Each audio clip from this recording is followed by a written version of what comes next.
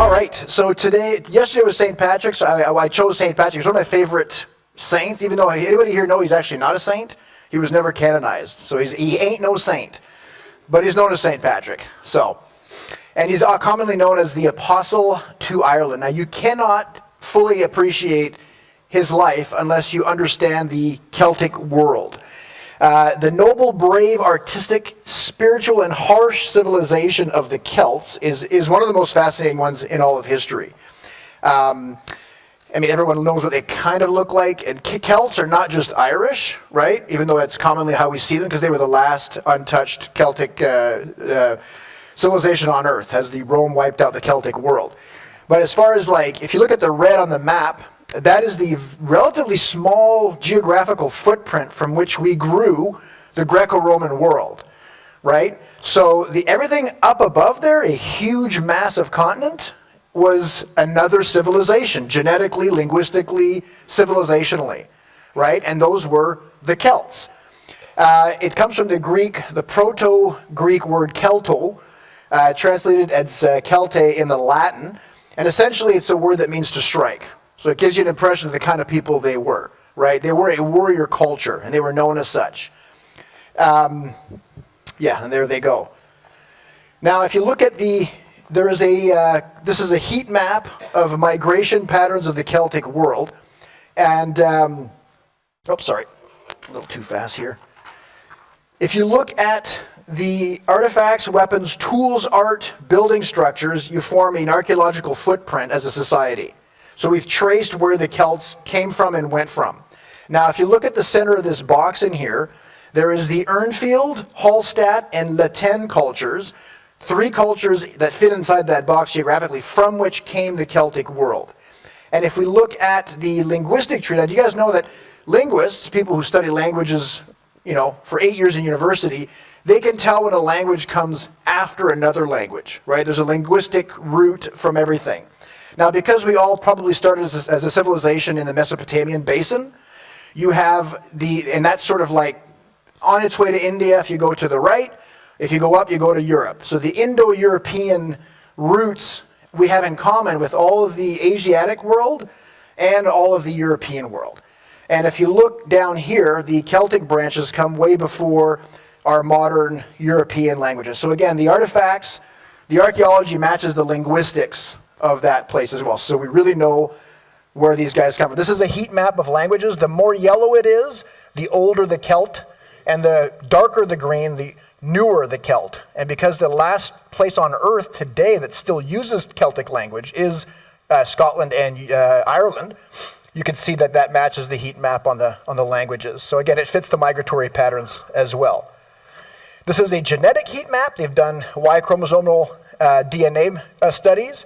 And the darker the red, the more Celtic DNA there is in that culture. So it matches the archaeological map, and it matches the linguistic map, and it matches the, what was the last map I looked at? The linguistic map. So in other words, we know where they were, we know a lot about them, where they came from, and where they moved to. Now, a lot of people don't realize that by the way, they only got to the British Isles in around the 500s BC, but their civilization originated somewhere in the 1500s BC. So by the time they were extinguished, they were around for over 1,000 years, right? It's a very old and well-established and large-scale culture. They're the ones who actually turned us from the Bronze Age to the Iron Age. Most likely, they developed the smelting ability to make iron, which overtook the military world because it was stronger, lighter, and better than bronze, right? You hit a guy with your iron sword, his bronze shield goes ka-clink, and you win. Now, an unfortunate trait with the Celts, unfortunately, is they didn't have a propensity to do what? Write anything down. So everything we know about them comes from the Greco-Roman scholarly world. And obviously you got to filter through that, some biases and things like that. But again, it's as good as we can get, right? So you have to go with what you have. So these are some of the highlights of the people who give us our first-hand or second-hand accounts historically. You guys know what a first-hand account versus a second-hand account is historically, right? To be a first-hand account, I have to either see it myself or live in the generation in which it happens. So I could write about 9/11 having never seen it with my own eyes, but living through the generation, and that would be a first-person account. So Julius Caesar is actually our only first-person account in history of the Druidic culture. And he wrote a book called The Gallic Wars, because before he was an emperor, he was a military general, and he tried to invade. He was the first to go up and try and invade the British Isles.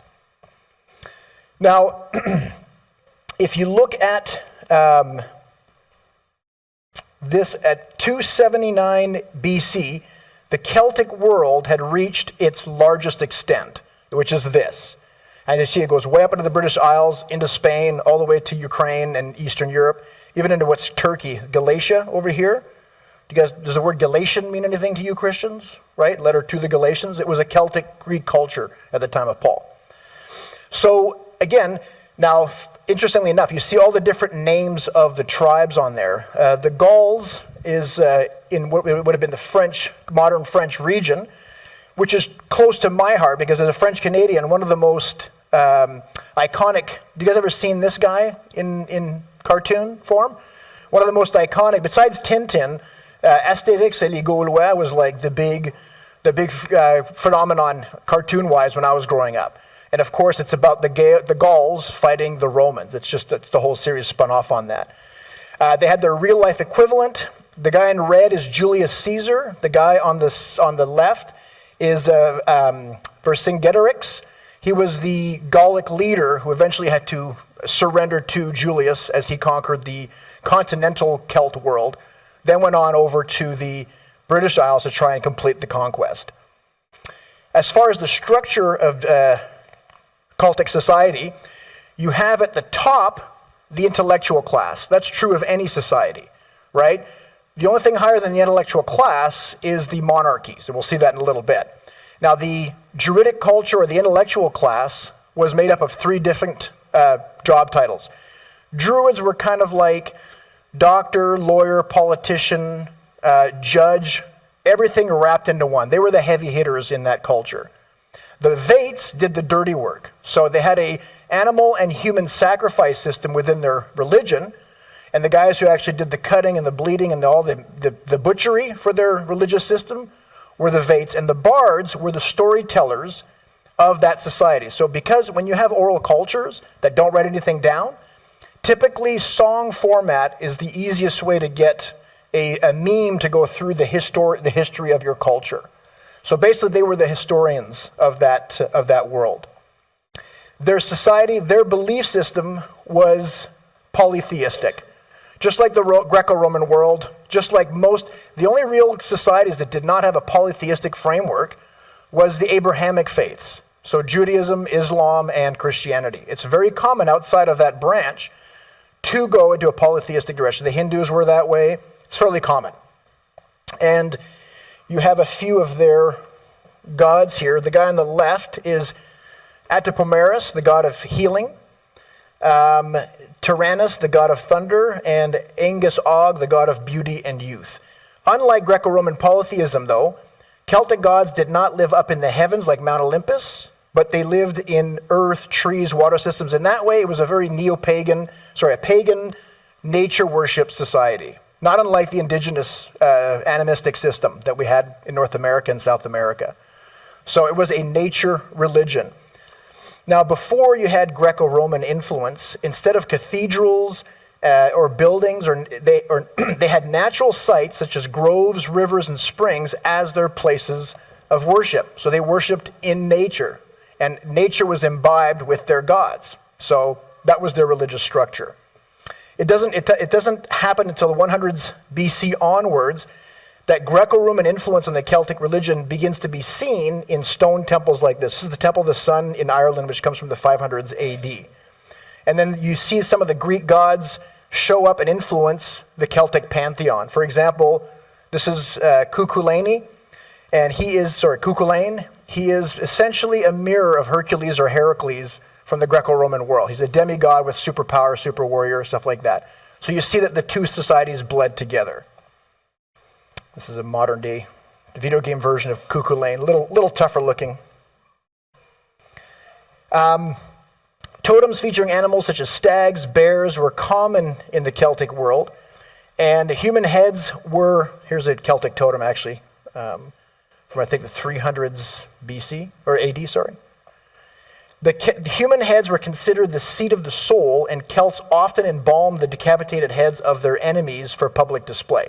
So you go, instead of having like trophies for jiu-jitsu tournaments, these guys had heads of their conquered tribal enemies. And again, just like most societies, you had, the Gaelic world was not one big kumbaya session. They were constantly warring for territory against each other, even though they were the same civilization, which was true of, medieval Europe, during France fighting England all the time, etc.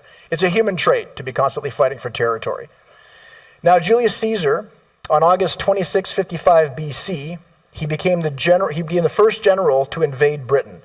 And again, he wrote the Gallic Wars memoirs, which I know you guys saw my lecture on archaeology in the Bible, but there's 7 books from antiquity that are the most well attested in history. This is at the top. This is at the bottom of the list, number 7, but it's in the top 10. So the Gallic Wars is a very well-preserved text from antiquity, and it details in a lot of detail exactly what the Romans did to the Gallic world, the Celtic world, under the military conquests of Julius Caesar. He's the only first-person account of Druidic culture that we have. Everything else is secondary or onwards. He was an eyewitness to he was an actual eyewitness to what he saw. The invasion of Britain was part of Rome's conquest of the ancient world. Now, even though he started it in 55 BC, the Romans didn't actually conquer Britain until 43 AD, almost 100 years later, way after Julius Caesar. It took a long time because it was a northern part of the kingdom, so it was like you're stretching resources thin to go up there, so it was like a side project. It wasn't like they absolutely needed it, they just wanted more land, and it was a personal challenge. So this is the route he took with his army, including, as you can see up here, Britain was the Latin name, the Roman name on the top left-hand corner.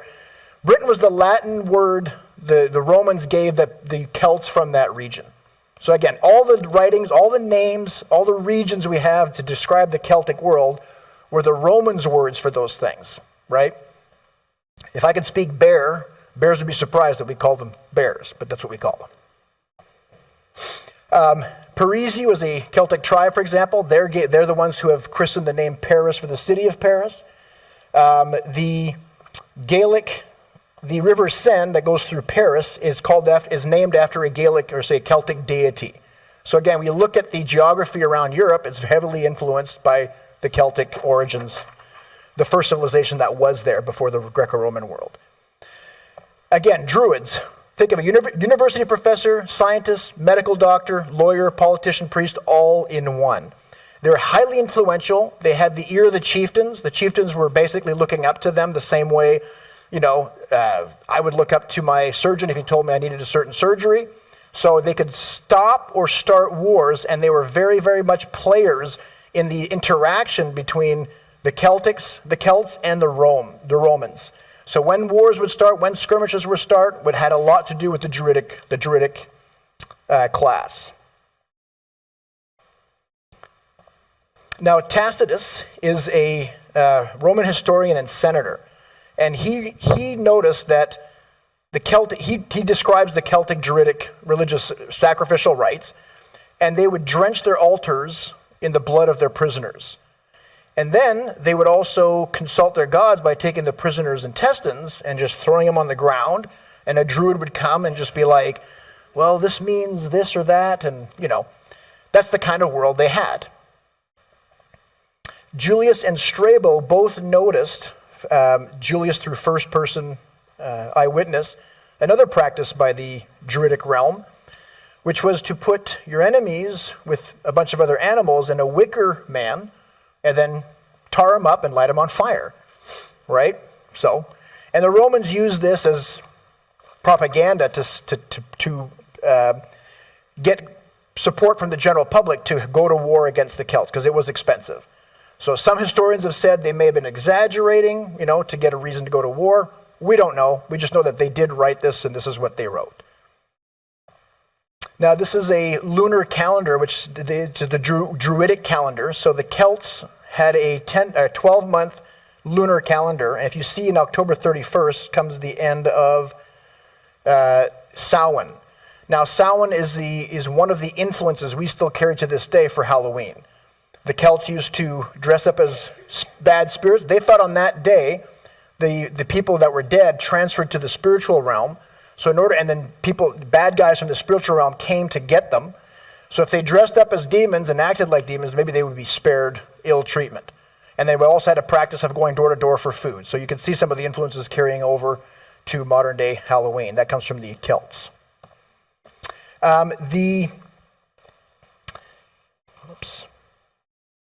The oak tree and mistletoe are prominent parts of Druidic religious and medical practice. Mistletoe was commonly used in many remedies of the Celtic world.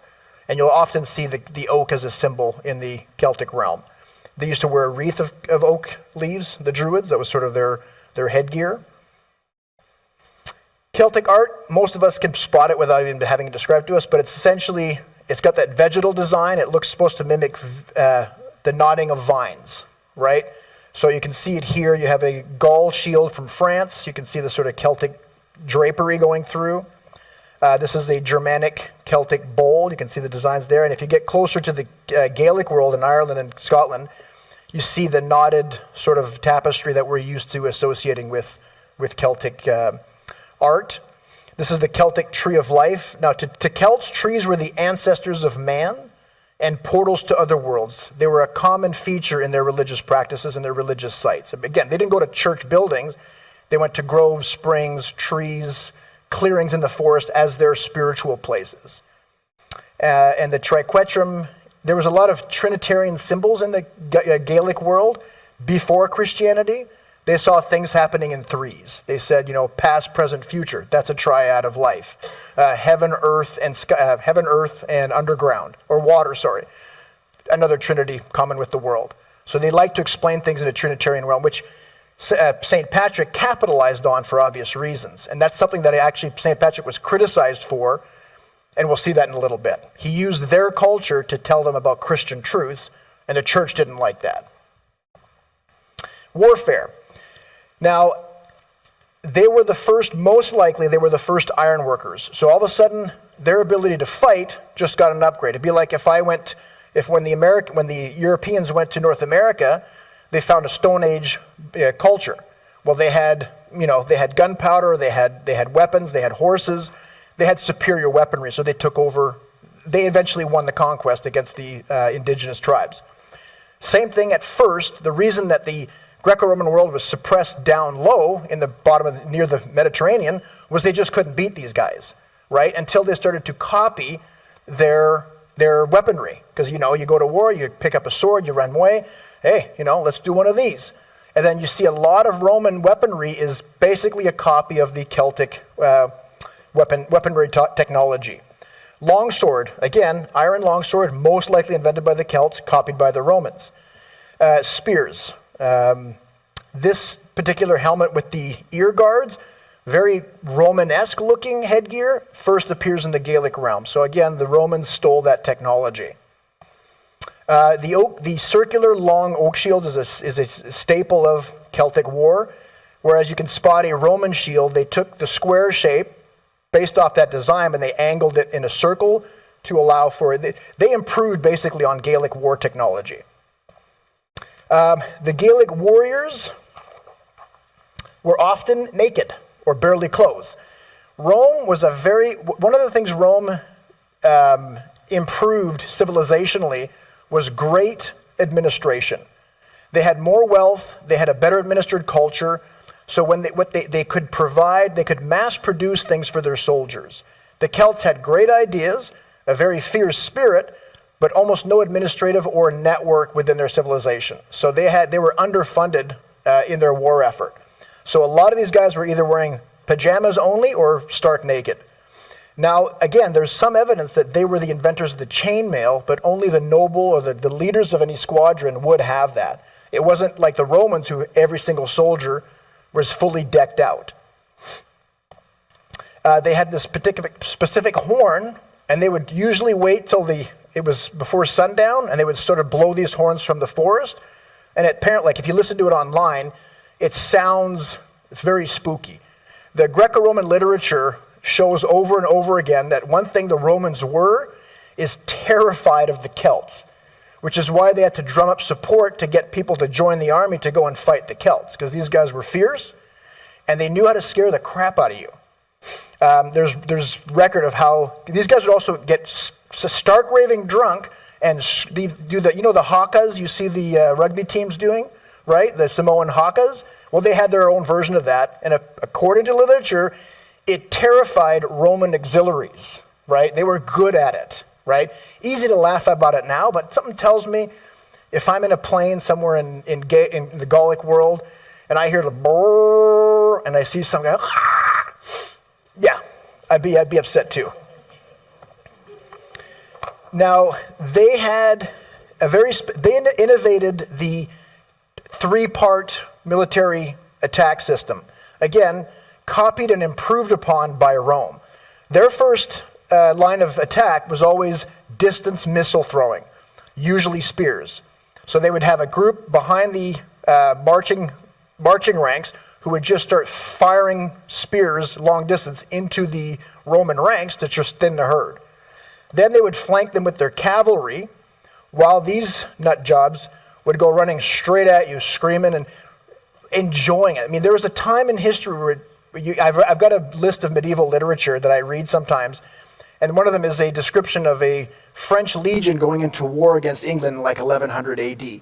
These guys are 15, 16, 17 years old, and they are so excited to go to war. It'd be like guys nowadays excited to go see a basketball game. These guys were like, we get to go to war, right? Different time. We're less barbaric, but we're much more cowardly as well, right? Times change. And again, in 387 BC, the Gauls sacked Rome. At 279 BC, the Gallic world fit this map description. It was reached its zenith in terms of size. But starting in the 300s BC, Rome begins to advance and grow and enrich, and slowly they start conquering the Celtic world. Again, in 51 BC, Julius Caesar finally defeats the Gauls, the gentleman I showed you earlier. And in 55 BC, he had begun the invasion of Britain, which was finally concluded in AD 43. The typical structure, the hierarchical structure of Gaelic culture, Celtic culture, had at the bottom the productive class. So the livestock keepers, the farmers, the metal workers, etc. The productive class was considered at the bottom of the food chain. Higher up on the food chain was the warrior class, those who dedicated their lives. A lot of them were also merchants, but there was a growing number of them that were just specialized soldiers. The nobility were the landowners. Now, because it was a warrior culture and it was looked down upon to not be a warrior, most of the nobility went to war and often could fund the best of the weaponry. And then there was the druidic class, which was the intellectual class, and at the very top of the food chain was the tribal chief, the chieftain. That's the world in which St. Patrick walked into, in the 400s AD. So again, Rome starts to go on the advance. They start to swallow up the Celtic world. They copied and improved on their technology. Their culture was their civilization was getting richer, more well organized. I mean, the Romans really did bring highly organized structure. The aqueducts they built, they could deliver water through the neighboring villages. That's most likely, because they ended up in Britain, most likely the love of the Brits for bureaucracy and order and tidiness comes from the Romans. The Romans were the first civilization, and when they conquered you, the Babylonians, the Assyrians, they would just destroy everything, bring your best intellectual class back home with them, and leave a total ruin behind. The Romans were like, you know what? Why don't we just leave them alone? They can do their culture, their religion, their everything, and we'll just tax them. And also, we can give them incentive to come and join our army if we want to fight a nearby force, because then we don't have to march an army 500 miles over there, which is very resourceful. It takes a lot of food and work and money. We can do this better. And that was the Roman innovation in conquering and civilization. And again, yes, Vercingetorix this is a famous painting from the medieval era. This is where Julius Caesar capstones his victory over the Celt world. And then he starts sending ships up to Britain. Literally, they had like 600 ships coming at once. These guys show up. There's evidence that they showed up to fight, saw 600 ships, turned around and went back into the woods. And again, Caesar's Gallic Wars is the main, it's a military journal of his conquest. In 43 AD, Claudius was emperor.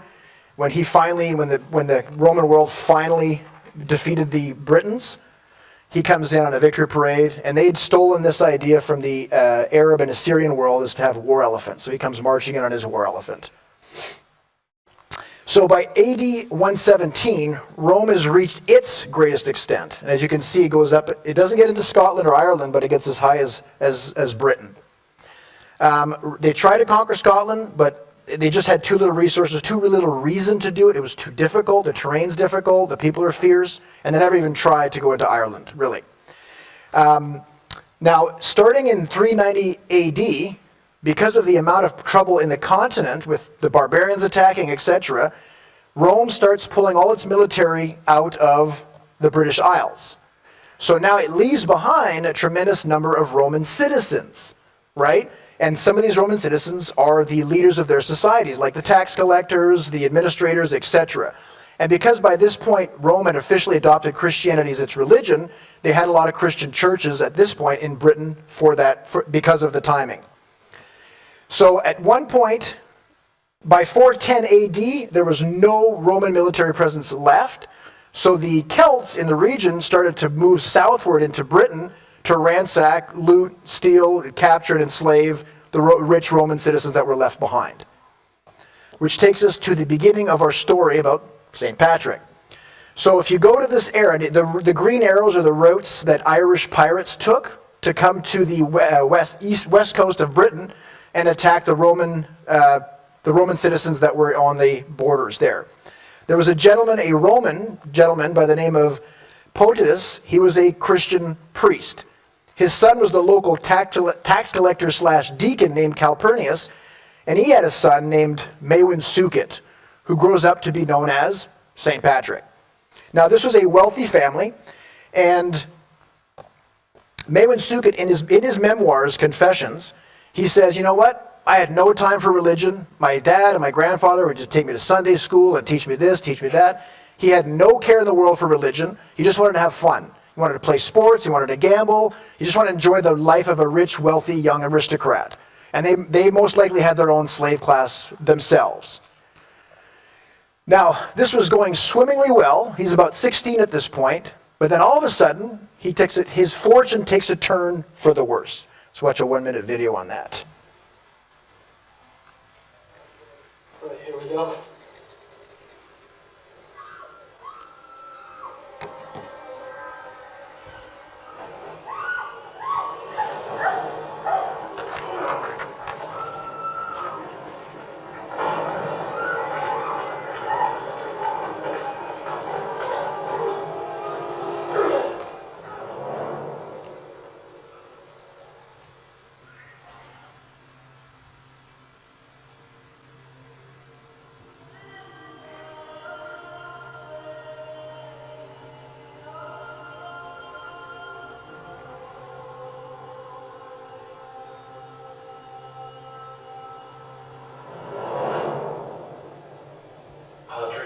Taken captive by Irish raiders.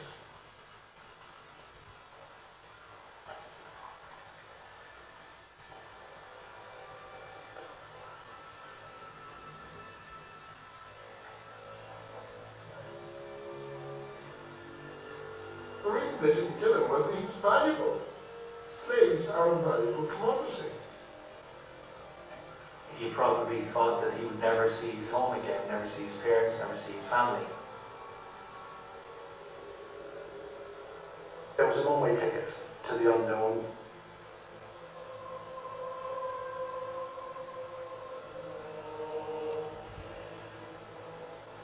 Patrick endured a dangerous voyage across the sea to the eastern coast of Ireland.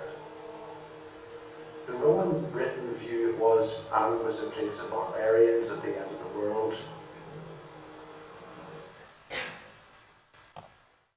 So now he goes from being a wealthy kid with slaves to being a slave himself. And unfortunately, unlike the Roman world, the Gaelic Celts had no rules regarding how you should treat your slaves. And as a non-Celt, they're commonly seen as less than human, and they were worked to death. So he knew this most likely, and he's staring this as his future as a 16-year-old, right? Quite the rude awakening. Quite the rude awakening. So he spends the next 6 years basically as a shepherd boy in captivity. And in his memoirs, he says, basically, what was his go-to thing? He starts remembering all the things his grandfather used to teach him about God. He's got no Bible. He's got no YouTube to look at sermons on. And he's just sitting there with his rote memory, and his parents, taught him from the time he could walk and talk in the Christian faith. He had no interest in it until God kicks his tree and shakes it, right? And in his memoirs, he says he would pray. He would basically, he was learning the language at the same time, but he was very isolated, no friends. You're a slave. Off you go, take care of my sheep, take care of my pigs, come back at night, that's it. He was basically like a worker. He was like a dog. So he ends up praying 100 times during the day and 100 times, so 200 prayers a day is where he estimates he was at. His primary communication with God and his comfort was through simple prayer. No Bible, no instruction, no help, no fellowship, nothing, right? Which is a very interesting, this is a historical phenomenon, right? Just like Joseph when he was sold into slavery by his brothers, very similar pattern, right? God can reach us anywhere. Or Abraham when he was sent from the Ur of the Chaldeans down into the Promised Land. No Bible, no nothing, just his faith and his God. And a willing heart. So from having slaves to being one, from wealth to poverty, from comfort to cold and nakedness, they didn't care if you died. They could just get another slave, right? Constant danger. But remember, this is the Celtic world. Tribes are fighting each other. Your tribe could come under attack at any time. And what do the Celts like to do with their prized possessions and their prisoners? Well, cut your head off, keep it on their mantelpiece, cut your guts out and throw them to read the future, and pour your blood all over their altar. So this is the world in which he's living. And again, Confessio by St. Patrick. He ends up calling himself Patricius, which just means father in Latin. His name is Maewyn Succat.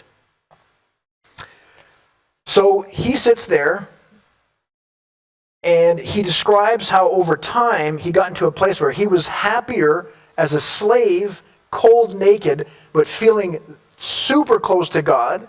He was happiest he'd ever been. This is compared to his life of luxury, right? This is his wording. And he wrote this, by the way, as an older man, his book Confessions, when he was back in Ireland, spoiler alert, and still living in constant danger and having his ministry questioned by the very church that funded him to go over there. He wasn't in comfort then either. And he remembers this and still says, that was the happiest time of my entire life. And this isn't happening at Bible camp, where they have water slides and, movies at night.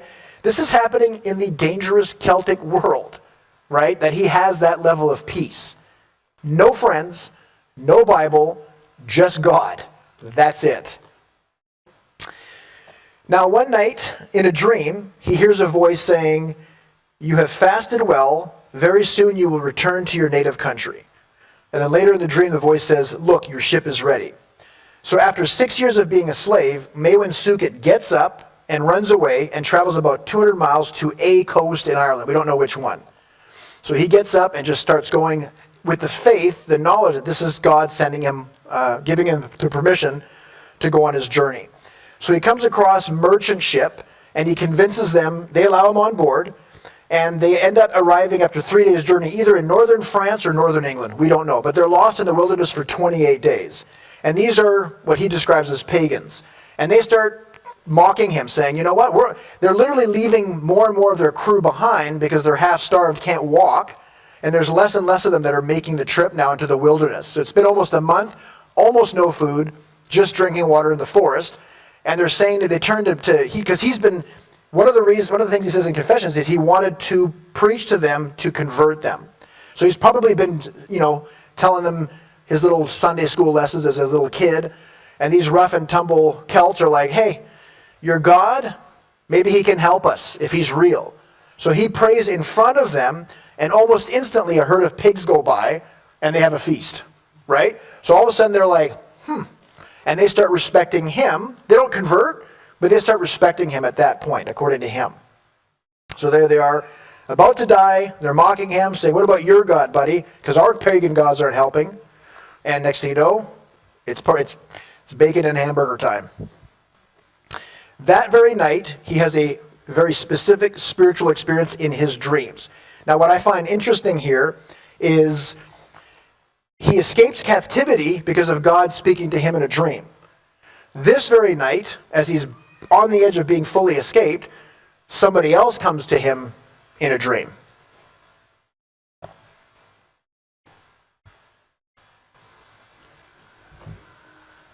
That very night while I was sleeping, Satan strongly tried me.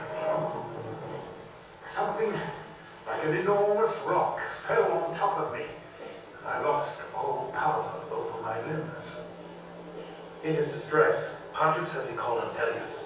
Elias in Latin means Elijah, and there are a number of people who believe it's a parallel with Christ on the cross and calls him Eli, Eli, as he was dying. Elias! Elias! Elias!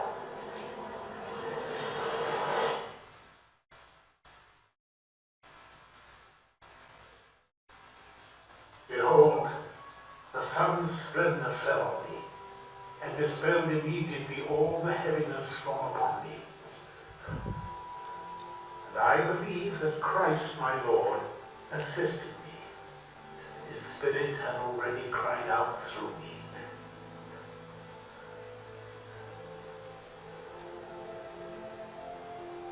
As we traveled, the Lord looked after us with food, fire, and dry shelter each day.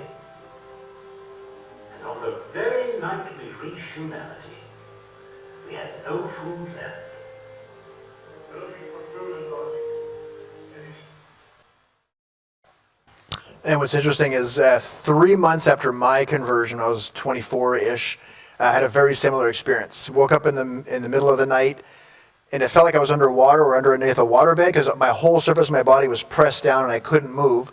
And my bed was shaking and I could hear a snarling. And the first thought I had was just to start praying. And as soon as I started praying, it cut out, just like a film being edited and clipped to another piece of film, like a different movie starting right away. I had a very similar experience. So these things are real. These things are real. So after they get to humanity, you would think that his crew that he helped save by praying for food would be like, hey man, we love you. Here's a bit of money and off you go. No, what they do is they sell him into slavery to the first people they meet. So again, his life is just one series of unfortunate events, right, through which he powers. So now, but the first night of his captivity, he says in his work Confessions, he says he hears a voice in his sleep that night that says you'll be with them for 2 months. And then literally on the 60th day of his captivity, they let him go free. So again, another constant in Patrick's life is dreams being used to speak to him. Which again, how many times does that happen in the Bible? Right? Old and New Testament. It's a common method for God to use when there's no other methods to use. Anybody hear of how many in the Arab world are coming to Christ because of dreams? In the modern missionary field. We hear about it all the time from credible missionary sources, right? God is not in a box. We love to put him in a box, especially in the Western church, and we say, if it's not in Charles Spurgeon's notes, and if it's not in my pastor's sermons, and if it's not Orthodox Western Christianity, it can't. Now, of course, Scripture is to be used to test the spirits and to test doctrine, absolutely. But this is where Pharisees got into trouble, right? What did the Pharisees do? The Pharisees used to be the good guys 100 years before Christ came along. But they got rotten and spoiled and corrupt, and they had man-made rules that they lorded over everybody. And what do man-made rules tend to do to us? They oppress us. God makes really good rules, fully efficient according to natural law. Man tends to get it wrong. And again, the church kept blocking St. Patrick because his methodology wasn't official church approved. And we'll see that more in just a second. A few years after this event, he finally gets home to Britain with his family. And of course, they're happy to see him. He's back home. And unfortunately, they want him to stay home. But he has another dream, unfortunately. This is probably in his mid to late 20s. And this is what he says in Confession. I saw in a vision in the night a man whose name was Victoricus. coming as it were from Ireland with so many letters that they could not be counted. He gave me one of these, and I read the beginning of the letter, the voice of the Irish people. While I was reading out the beginning of the letter, I thought I heard at that moment the voice of those who were beside the wood of Vauclot near the western sea. They called out, as it were, with one voice, "We beg you, holy boy, to come and walk among us again." This touched my heart deeply, and I could not read any further, and I woke up right then and there. Then he has a couple more experiences that convince him, and there's no timeline. We don't know what time goes by. But he basically goes, God's calling me back to Ireland. The last thing I want to do, the last thing his family wants to hear, but clearly God is calling him. So he goes, I got to go. First, he goes to France, northern France, and he's officially trained and given the title of bishop. One thing you'll notice about the church in Rome, it was highly organized. They had a very specific structure. It was like they treated it like the military. You had to have a bishop who was the only one who could ordain clerics or priests, and everything functioned, and there was central control. You had to go back to your diocese or your parish, get permission to do this or that. You couldn't evangelize outside the borders of your diocese. They were highly rigidly structures, which again, do you find those structures in Scripture, right? No. You find them when men with good intentions start doing things according to what they think is efficient and good, and you get too stuffy. You get too crystallized. You lose the fluidity that the Spirit has, right? But anyways, he crosses the T's, dots the I's, gets, after a lot of reasoning with the bishops back in Britain, they were saying, why go to the Irish world? They're irredeemable. And he's like, well, God's calling me there. He goes, how can he call you there if I don't feel like you're being called there, right? And he goes, I don't know, but I would like to go. Finally, he gets permission to go. Now, a big part of about a quarter of his confession talks about this particular part of his life, and it's when he was accused of something fairly heinous. So while he was a student in northern France, most likely, Maewyn Succat confesses a sin to a close friend of his, a lifelong friend, a sin he had done years earlier before he was a believer when he was about 15 years old. We have no clue as to what that sin is, but it's pretty bad. Some people have surmised that it might have even been murder, right? Or rape, or something very bad, because it comes to haunt him in the future. So he tells this to a friend, probably in his mid-20s, and years later, while he's in ministry, probably in his late 40s, in Ireland, the church comes to get him and say, there's an official trial for you back home. You're in serious trouble. You've done something awful, and you've admitted it. He goes, yes, I have done that. And you're going to go back and pay for it, perhaps go to jail. It was most likely used as a political ploy by the church to reel him in, because they didn't like the fact that he was out there doing things in a way that they did not approve of. He used Celtic tradition to tell them truths of the Scriptures. He did not teach them in Latin, he learned their language and translated the Bible into their language. And they thought that's unholy. Latin is the only proper speech of Christendom, etc. But he beats the rap. We don't know exactly how, but he goes on. But he felt it's such a big part of his confessions work that his main thing that hurt him about all that was the betrayal of a friend. He was betrayed by a close friend, and the church was just not, after a lifetime of bleeding and seeing people die in Ireland, the church was telling him his ministry was for nothing. And there was a lot of bad stuff going on at any given time in his life. He never saw the real fruit of his ministry, because he died before it actually happened. He saw the beginning of the fruit of his ministry, but he never saw the fullness of his impact. Most Christians don't, by the way. I could tell you countless examples throughout history of Christians who never saw during their lifetime the full impact of their ministry. It's a common trait in Christendom, in and out of the Scriptures. Very interesting. The Book of Armagh is one of the oldest surviving texts written in Old Irish, and it's one of the most authoritative works about Patrick's life. It's not written by him. It's a biographical work, and it mentions incidental details of his life. For example, we find out through this that he wasn't the only Patrick. The term Patricius was a common term given to bishops and priests. So there was another well-known Patricius going through Ireland at that time, named Palladius. There had been missionary work before and during his. He wasn't the only missionary to Ireland, but either way, he's comes out in the end of history as the main force behind the missionary work. He certainly did the most trekking throughout all of Ireland. He went literally to almost every corner of the coast. He spent his life walking, right? He didn't have a home base. He just kept preaching village to village, small groups of converts, one place at a time, just like that. Never, without the internet, without newsletters, without, yearly conferences of Gaelic bishops at his disposal.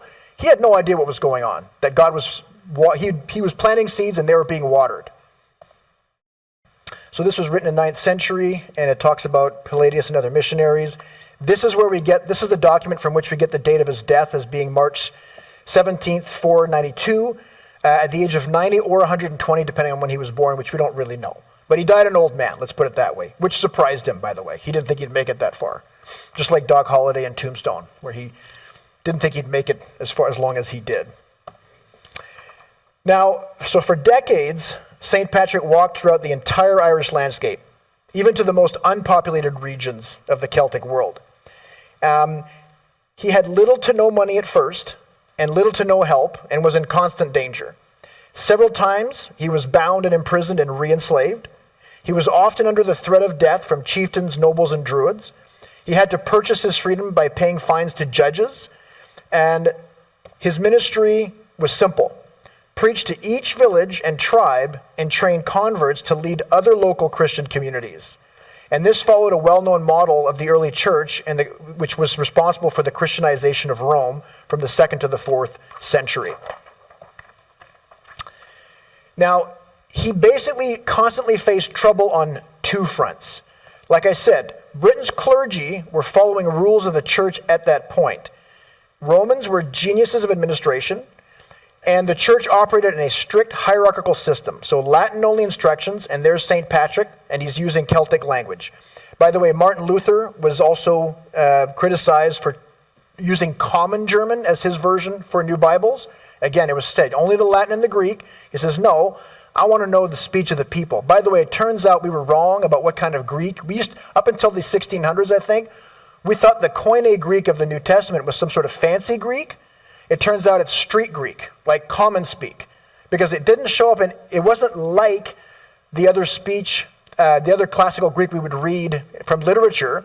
So we thought it was basically believed that it was this super spiritual type of Greek that the Holy Spirit had used. No, the Holy Spirit had used street Greek, common English. It would be the equivalent. William Tyndale dared to translate the Bible in English. What did they do to him? Burnt him at the stake. Who here knows who Isaac Watts is? Isaac Watts, the great hymnal writer, the first major hymnal writer, he was literally kicked out of every church he went to, his home church even, because he dared to write hymns that were musical and emotional, and the common thought was, no, God provided us with 150 psalms, and you cannot trust the human spirit to not interject emotion and error in something like music to praise God. It's unholy to use anything other than the psalms to praise God. But that's not proven to be true over history. We've done away with that kind of thinking. But rigidity and thinking inside the box is something that's consistent in Christianity, something to watch out for. Because the major game changers in history have done what? Had courage, thought outside the box, and followed God. And sometimes when you follow God, it disrupts the system even of the church. Okay? Not saying you can do whatever the heck you want. There are some crazy people in church. But there's also some people where the church can get crazy in another direction, where there's too little life, too little change. So he was fighting constantly, even in his old age. They wanted to cut him off. They wanted to excommunicate him. He was threatened with losing his bishop ranks, which would have been a problem for his ministry. And then on the other side, he's now disrupting, by the way, we don't even know if you guys know the whole story of the shamrock being used to explain the Trinity to the Celts. May or may not have happened. I hate to break it to you, but it only shows up in much later literature about St. Patrick. But anyways, this is the kind of example of him using Celtic mythological symbols to preach Christian truths. Now, one of his first series of converts were women, especially noble women, who were deciding to, instead of allowing their noble fathers, it was a highly patriarchal culture. So your dad chose, it was almost an arranged marriage system. Your dad chose who you married. And they were choosing other chieftains' sons, other nobles' sons, unbelievers. So there was this huge surprising rash of the first converts he mentions in his book Confessions was a bunch of young women who came to him to be baptized and to be virgins for Christ. In other words, they were dedicating themselves to not being married and disobeying their father's wishes, completely disrupting the economic cycle in these tribes and these villages. You can imagine how well that went over. This is where some of his death threats came from, right? The Druids, do you think the Druids just rolled over and let him run the show? And they're watching him over and over again, winning converts, and seeing, when he would leave, they would see the results of his work, which God was blessing. So they would follow him around and try and get him in jail. They're the reasons why he was jailed constantly. It was the intellectual class, just like Jesus and the Pharisees, who essentially set up Jesus to be killed. It wasn't the commoners. It wasn't the prostitutes or the tax collectors. It was the Pharisees, right? The intellectual class is always the enemy to the missionary field. There is 150 years after Patrick's life, Mercue put out one of the official biographies, early biographies about St. Patrick, and we hear a bunch of stories from his works about him confronting Druids, kind of like Elijah against the Baal prophets, right? He has in one particular story, St. Patrick goes to a mountaintop, and it was a law of the land by the Druids and the chieftain that on what was Christian Easter, which was a festival in the Celtic realm, a different festival in the Celtic realm, you could not have a bonfire on this sacred hill, or else you would have the death penalty given to you. What does St. Patrick decide to do? Go right up to the hill, have a bonfire, right? I kind of miss that kind of Christianity. You know what I mean? Guy just right finger right in the eye. You're like, no, this is what I'm not supposed to do. I'm going to do it. I'm going to do it. And of course, there's a confrontation, and through trial and error, out of this confrontation comes the conversion of the chieftain who was going to look out to kill St. Patrick. So, another thing in the Epistola written by St. Patrick, it's a letter where he basically writes to a slaver, a British slave trader who was coming to Ireland and basically capturing a bunch of Christian converts that were Irish and taking them out as slaves. And if they didn't convert to slaves, if they fought it back against him, he would have them killed. So this is another thing he was facing, is he was having people from his homeland come over and enslave his new converts. And again, in this letter, he basically threatens to excommunicate them.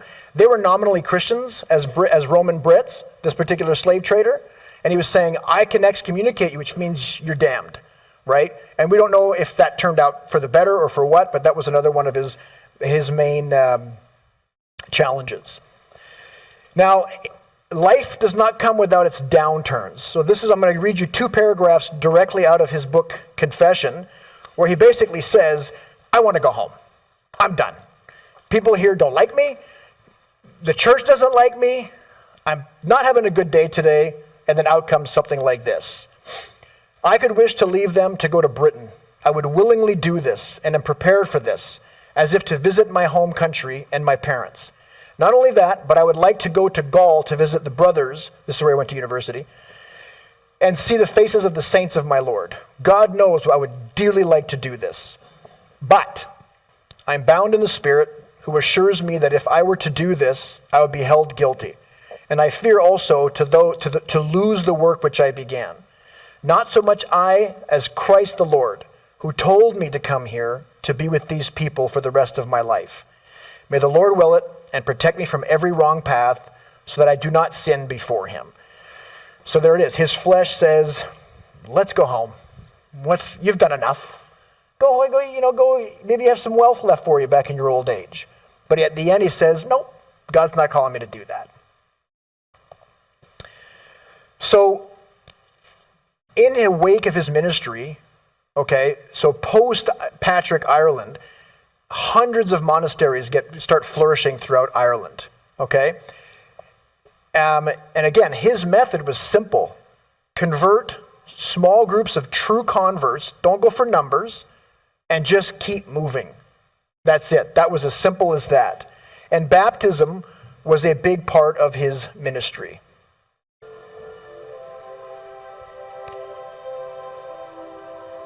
Truly, it is our task to cast our nets and catch a great multitudinal crowd for God, to make sure that there are clergy everywhere, to baptize and preach to a people who are in need.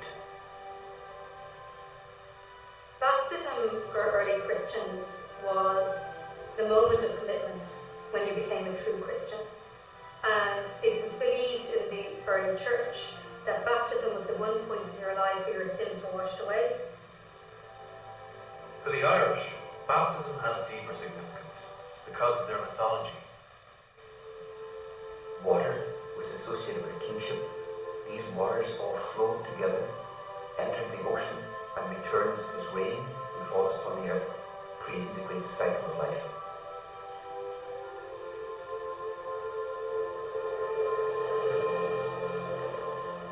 Having baptisms, having these public rituals in which people identify as Christians is really powerful, and it's probably one that transfers over quite easily, and it's something which the pagans could also understand and could see its significance. Now, after, in the wake of his ministry, Ireland went from the land of end-of-the-world barbarians that were irredeemable to being known as the land of saints and scholars. And there was so many monasteries in Ireland at the time. They had sent scribes to go and collect works of Christendom throughout Europe and copy them and bring them back to Ireland. So much so that in the next 100 or so years, when the barbarians destroyed a lot of Roman literature in Europe as they destroyed the Roman Empire, the center of world Christianity was Ireland.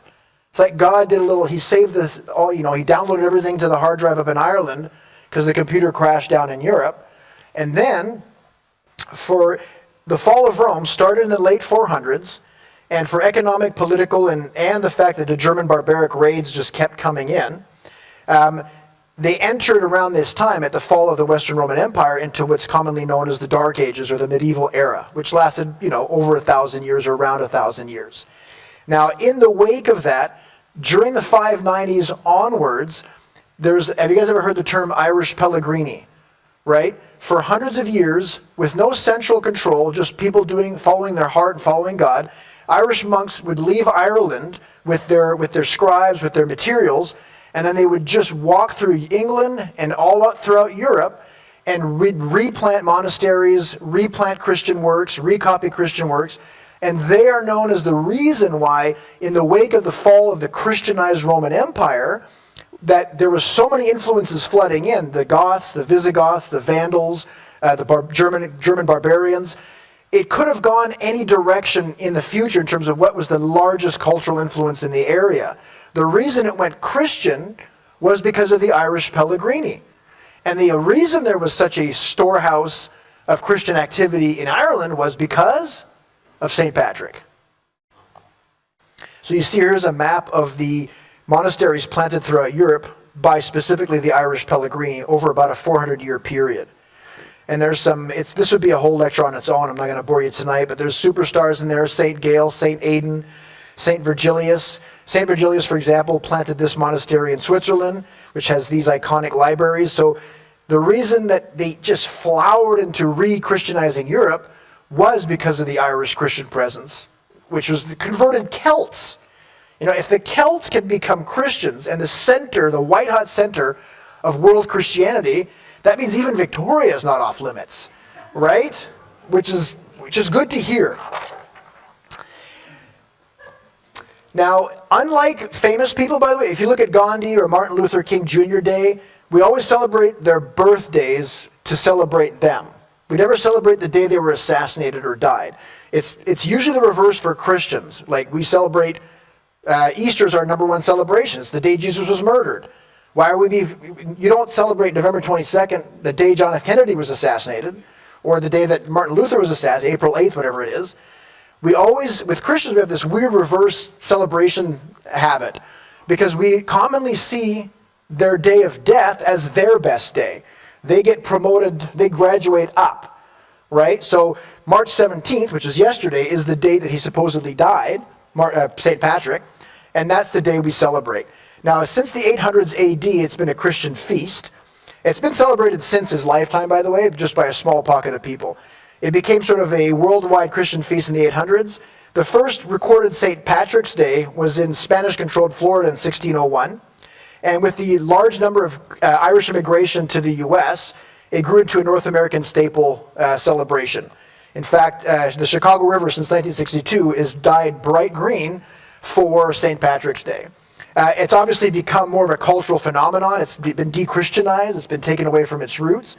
And by the way, green has only been associated with St. Patrick in Ireland since the Irish Revolution in 1798. Before that, it was all blue, just so you know. But now it's green. And now it's a benign cultural phenomenon. It's usually it's a booze-addled cultural phenomenon. Leprechauns are thrown in there. Green beer, debauchery. But we all know, all of us in here know where it originally actually comes from. So this is the conclusion. He was never canonized, so he ain't no saint, but we know he is. He's unofficially the patron saint of Ireland and the apostle to Ireland. And if I to draw the lessons from his life, it would be the following. He's taken from comfort and wealth into misery and hardship. He drew personally close to God with no assistance, no Bible, no fellowship, no teacher, nothing. Just him and God. He obeyed God's plan for his life, even though it went against his flesh. He innovated his ministry and was opposed by his own church. He rebelled against his adopted culture, the Irish culture, and was disliked and endangered by his adopted culture, the Celtic world. He was heavily betrayed at a crucial moment in his life by his closest friend. And most of his influence and fame were realized after a life of difficulty and uncertainty. And this is not just true of St. Patrick. It's true of so many Christian saints throughout history, right? It doesn't usually go well the bigger your impact is. And as Jesus said, no student is greater than his teacher. In other words, if they come after me, they're going to come after you. And that was true of all the apostles, including the Apostle Paul. He was a well-to-do, wealthy, well-educated, respected member of the Jewish Pharisee class. Gave it all up to become a traveling guy, as he says in, I think it's Corinthians, where I've been twice beaten, 3 times shipwrecked, almost died. That's the life of St. Patrick. Martin Luther in the 1400s, 1,000 years after St. Patrick, goes to his own church, says, we got it wrong. Our theology's off. Look at the Bible. What do they do to him? He has to go on the lam, on the run for the rest of his life because he's under the threat of death. He goes from a well-established position. And just like St. Patrick came from a wealthy family, Martin Luther came from a wealthy mining family. And his father was sending him to law school so he could administrate the family business. Instead, after his conversion, Martin Luther goes to his dad, goes, I'm going to become a monk. His dad's like, what? He goes, that's what God wants me to do. And then the rest of his life is very much uncertain, constant threat, never sees the true fruit of his labor in his lifetime. Dietrich Bonhoeffer, came from a wealthy aristocratic German family, became a Christian pastor during the time of World War, saw the rise of the Third Reich in Germany, starts preaching against it, goes to all the churches in Germany because he's an influential pastor, and they say, you're crazy. You don't have to worry so much about this Hitler guy. Just relax, right? And he goes to the States for a while things are heating up in Germany, and he could have stayed in the States. He had money. He had a position in the States. He could have rid out World War II safely in America. He took the literal last boat back to Germany, and he had said to the Christians he met in the U.S., he goes, I know that my people are suffering back in Germany. I cannot stay here in good conscience. He goes back. He ends up being a part of the assassination attempt against Hitler, so he's basically strung up and hung. I kind of miss, don't you want to be that kind of a Christian? Kind of like a little edgy, a little, willing to kill people? You know what I mean? Like, there's a lot of the Irish Pellegrini guys, St. Gall, St. Virgil, the ones I showed you, they would go into the middle of their cultural center, and there was, they would burn down pagan sites. Where are the courageous Christians that push the boundaries and make a difference? Maybe that's the problem. That's maybe why we're on a losing streak in the West, right? Time for Q&A.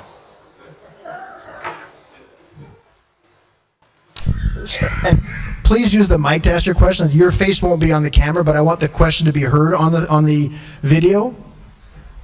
Sasha, can you go around? Just put your hand up if you want to ask a question, and Sasha will bring you the microphone. And make it a question, not a lecture or your own grandstanding. Just make it a question, please.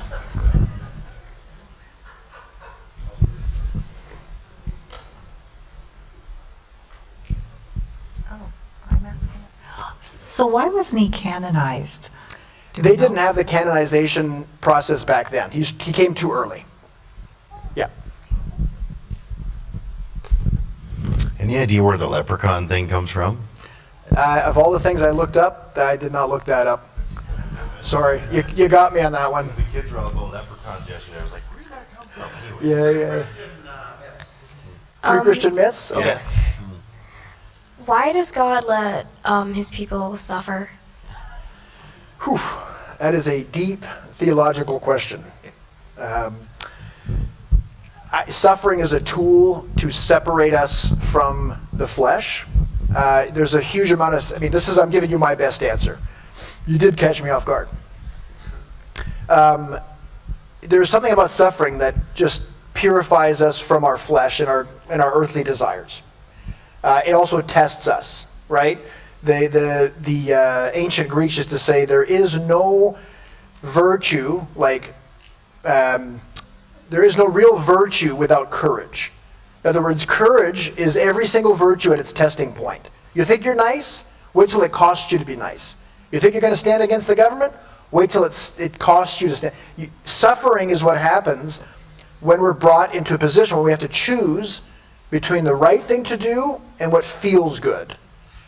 Does that make sense? All right, next question. Whew.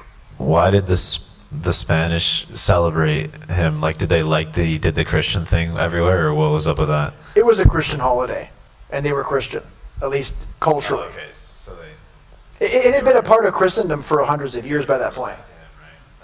Yeah.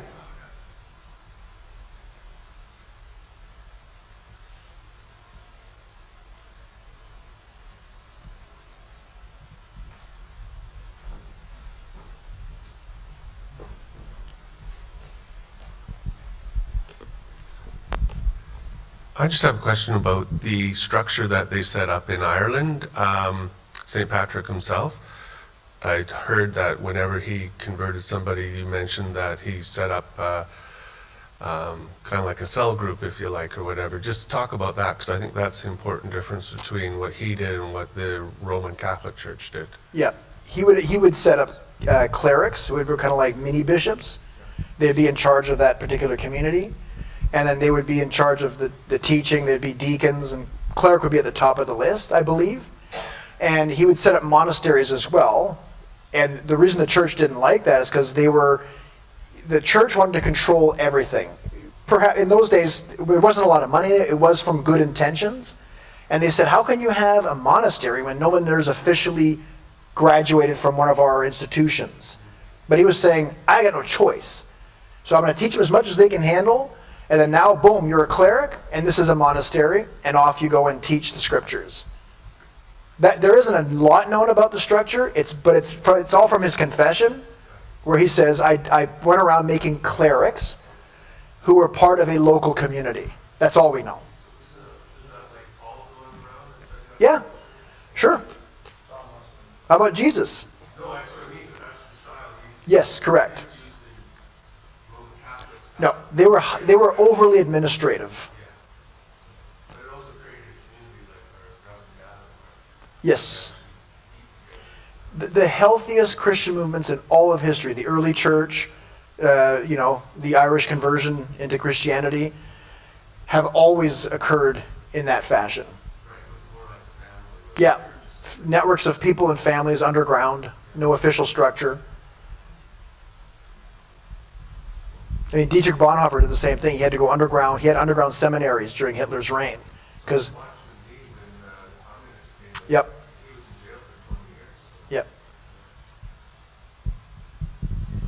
Did the Celts have the Bible in their own language, and was Patrick involved in that?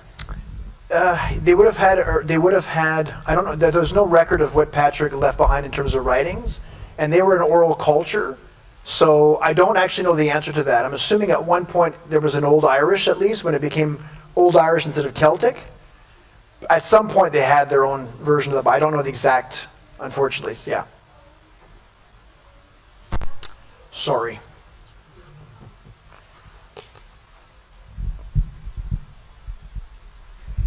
In these monastic communities, I understand that the monks were allowed to marry. I believe that is correct, yes.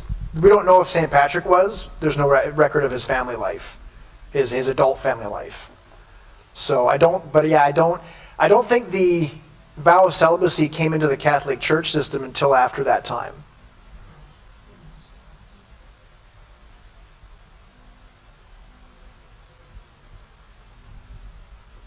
All right, well, no more questions.